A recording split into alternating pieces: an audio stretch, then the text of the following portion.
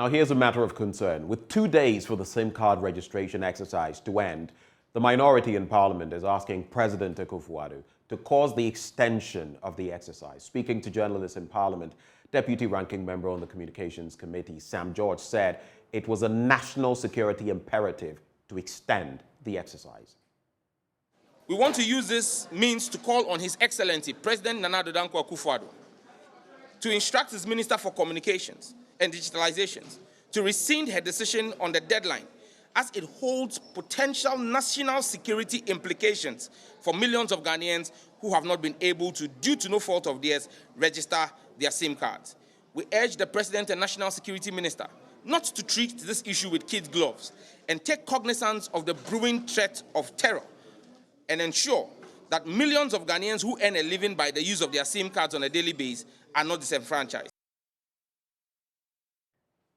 Well, Ranking Member on the committee, Alhaji ABF Hussaini, wondered why government was insisting on only the Ghana card for the registration when so many Ghanaians were still yet to secure the card.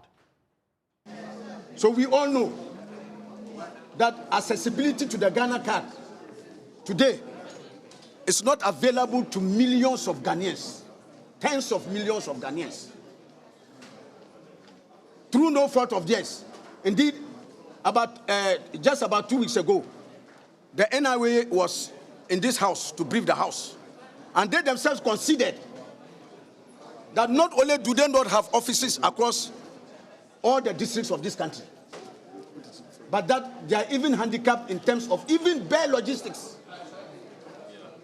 like printing cards, common ordinary printing cards, staff, and other logistics to be able to meet the growing needs of the people in respect of the obtaining of this card.